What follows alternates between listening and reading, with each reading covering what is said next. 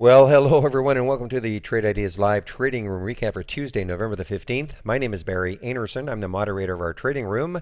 This is the address to get into the room. It is a free room. I share my screen all day long, and I'm live on the mic between 9 a.m. and up to 4 p.m. Eastern Daylight Time.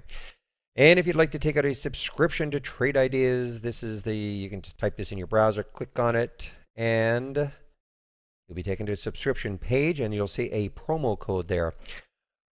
Well, if you didn't look at the market over the last few days, and you didn't see this one, you will be amazed. All we've really been talking about is dries and the effect that dries has had on the rest of the shippers. Now, again, if you're looking at this for the first time, you probably won't believe it. This stock, so today's Tuesday, Monday, Friday, Thursday. So on Wednesday, this stock was 466, popped up to 15. For most people thought, well, that's got to be it. And it sort of rested the next day, Friday, popped up to 42 and actually touched 102 today. So what does that mean? Well, that means that we had to start looking at all the different shippers. And the one that I chose, because I did not get into dries, the one that I chose was ESEA. Now, I am still in Globus, by the way. I'm in Globus because GLBS because it's sort of lagging a little bit behind the rest of them right now. So I don't have a lot, and I'm a little underwater on it, but I'm keeping an eye on it on my other screen. But take a look at this one on the 15-minute. Craziness. This is where I got in this stock, 328. And the reason I took this one is that the rest of the shippers were all really soaring high. Perhaps get a 5-minute look a little better. So it was on this little downturn. Now the rest of the shippers were just accelerating higher and higher and higher, and this one wasn't. And again, this is low float. And I thought, well, I really want to keep an eye on this one because this just appears to be lagging for whatever reason. So I waited on it, I waited on it, and it broke over. It was just under 3. It broke over 3 again, and I decided to take the trade right here at 328. Well, sold some at 362, some at 409, and some right up here at 575, basically making my day. I mean, that was just phenomenal. And, look, there's some other ones, DCIX. This is one that I could kick myself on because I had the alert right around here. And actually at 419, I had an alert at 419, and look what it did. I mean, 710. And remember, these are 5-minute candles. This is about less than 20 minutes. So, it is just amazing. Why is this happening? We'll take a look at dries.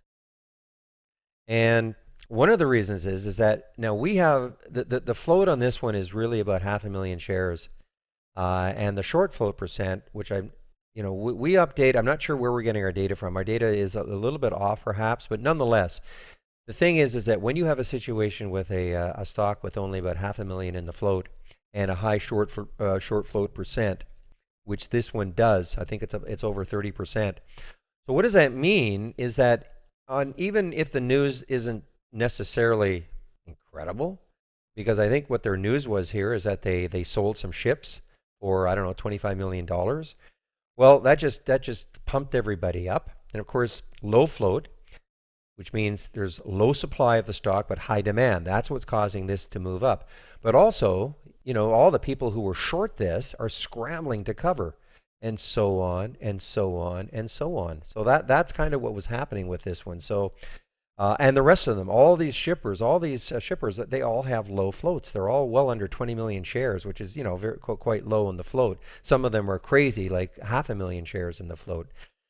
So, but you got to be careful. I mean, look, 102, now it's back down to 88. So you just have to be so careful. I mean, I don't like trading the ones that are as expensive with the low floats. I'd rather trade the ECs and all. But anyway. The other one I'm still in is ATHM. In fact, I'm just getting out of it now. Get on a 15-minute chart here. Got into ATHM, and this was from my options plays. I mean, you know, my options plays have been awesome also. This window right here. The problem is, I mean, we're so wrapped up in the shippers, and why not? I mean, they're giving tremendous percentage moves. But took a look at this one right here. ATHM 2421 was the alert on the option plays, and I got into that trade at, just a second, I got to shut down my Gmail notifier. Got into that trade at, let's see, what was it? 24.29 based on the option play. So, you know, we were sort of joking around that it was sort of boring compared to the other ones, but you know, on a typical day, and let me just see what's happening with Globus. So yeah, on that little pop up, I got out of it. It just didn't seem to want to break that 5. So I'm in at a 20-cent loss, 20-cent loss on Globus.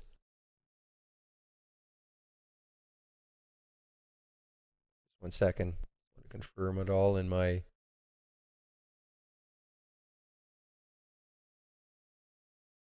All right. So back to the drawing board here. So on this one, you know, it was very boring, but I will take these sort of trades every single day. You know, we're not going to get the dries and the ECs and all the other ones. You know, this is a remarkable run over 4 or 5 days for that whole sector. It's just very uncommon. So I will take trades like this all the time. You know, only had to worry about that little bottoming tail. But you know, got in at 24.29. I sold some at 24.70. I sold some for $1, basically at 25.30, and now I'm out of the trade right around here. So want to get back to the room. This has just been an unbelievable day, and have no idea what's going to happen with those shippers tomorrow. Unfortunately, most of them you cannot short. You know, you just won't find shares to short at most of the brokerages. So, you know, this because look, this is going to, one of two things is going to happen. It's going to drop on its own, or they'll probably announce some kind of a financing. You know, I mean, when the stock rises like that, they'll want to raise a whole bunch of money, and at obviously super inflated prices. So that's it, guys. I mean, what a day, and you know, I'd love to say it happens like this every single day in the room. We always find stuff to trade, but it's just not quite as dramatic. So, anyway, we'll break that down and get back to the room. And one second, just back these out, make it a little more clear. Sorry. Okay. So again, this is how to get into the room. This is the address. It's a free room, no strings attached, no credit card, no anything. I share my screen all day long. I'm live on the mic from 9 up to 4 p.m. Eastern Daylight Time. This is, you can type this in. This will get you the send you to the subscription page. Sorry, I'm just distracted. I'm just watching another stock here. This will send you to the subscription page. You'll see a promo code there for the various subscription plans. All right, well, super exciting. Hope to see you in our trading room tomorrow. See you tomorrow. Bye-bye.